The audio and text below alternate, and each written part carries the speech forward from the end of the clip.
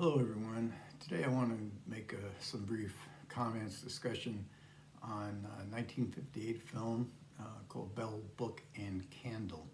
It's got about 5 days left on the Criterion channel. It's disappearing February 28th, but it is available on streaming and also on other stations and also there's a physical release as well.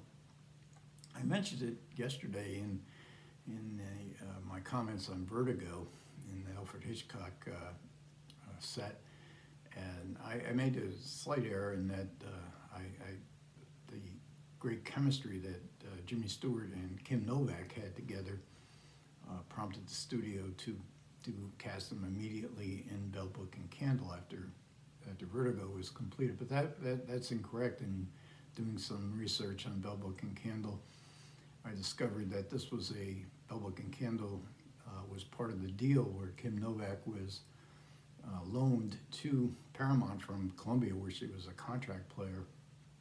Part of the deal was that Jimmy Stewart would then co-star with her in Bell, Book, and Candle, which was a long-term project at Columbia as a vehicle specifically for Kim Novak, although it was based on a 1950 play by John Van Druten.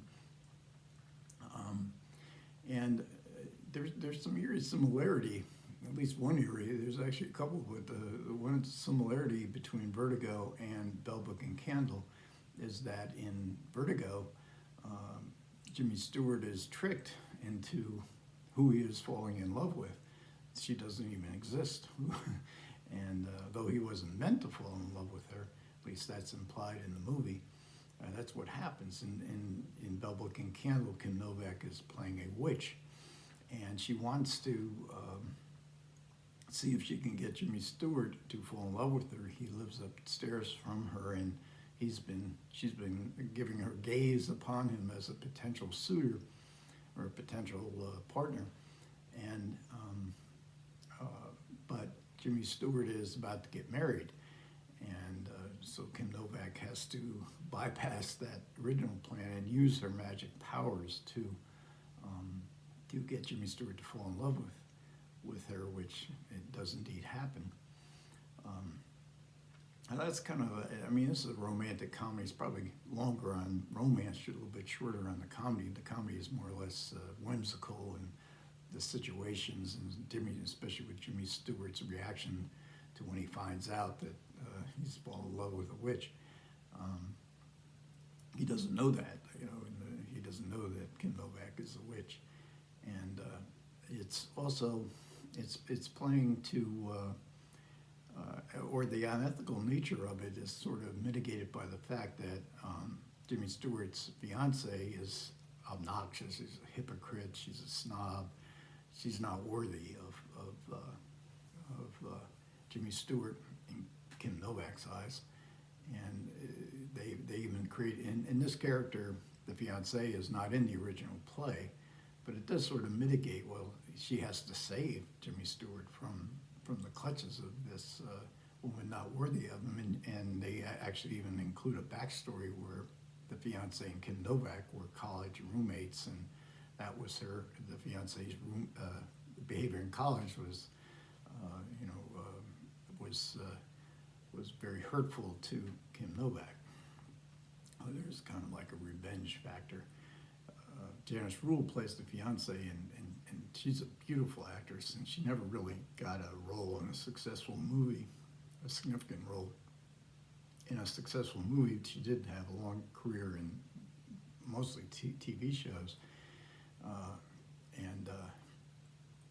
So Kim Novak in this film, and this is it really is a Kim Novak vehicle, and it's one of her most effective vehicles. And I think the reason for that is that she's playing the part of a person that is uncomfortable in the situation that she's in. She wants to live a normal life. She wants to fall in love with. She wants to escape this world of witchcraft that she's in, and live a normal life with a normal man. And Jimmy Stewart, is nothing in his movies except, he looks like a normal man, an appealing man for her in particular.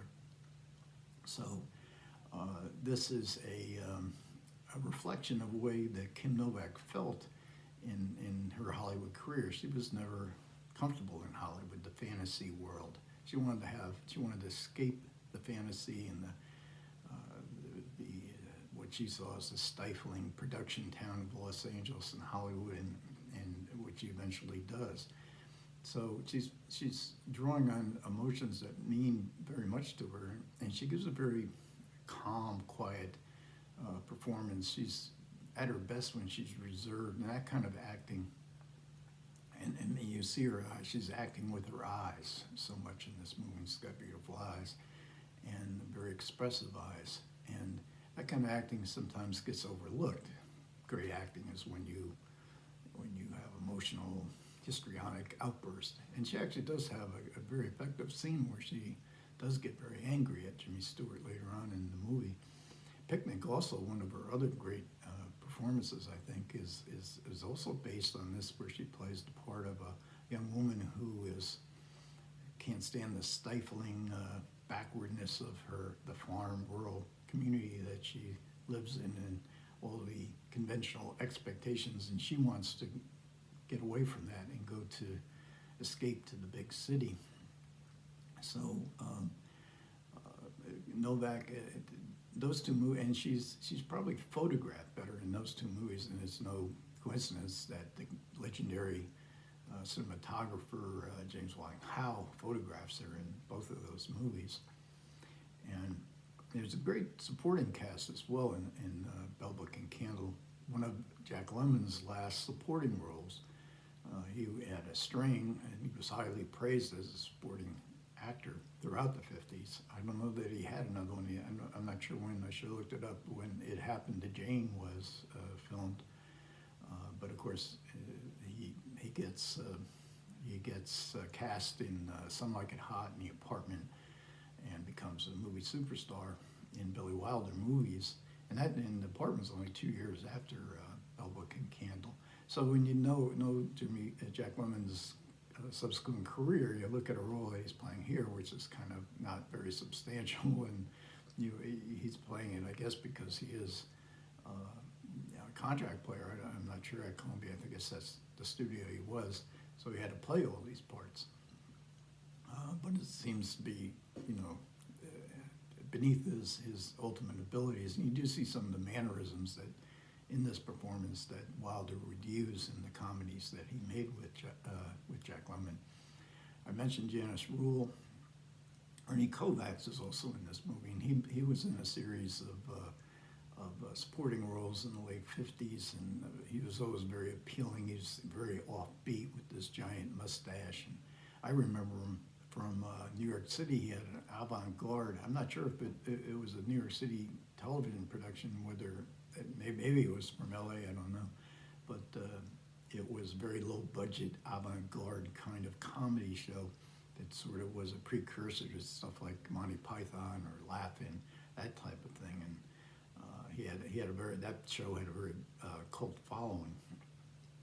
Elsa Lanchester is also as Dottie Ant. She's very effective in supplying some of the comedy. Hermione Gingold is also there. But overall, this is a Kim Novak movie. Like I say, she's, I'm a connoisseur of the underrated. I think Kim Novak was underrated.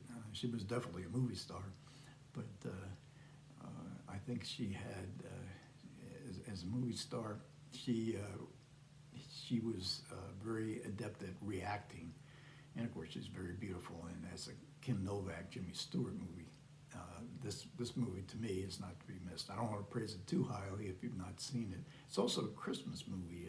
It opened on December 25th in 1958, and it's set at Christmas time, Christmas Eve, and there's lots of snow. Of course, we're in a Hollywood studio. We're not actually in New York City where the film is set, but it lends itself to the artificiality of the fantasy. So again, I don't want to overpraise it, but I find myself thoroughly enchanted by Bell, Book, and Candle. So I'll catch you guys next time.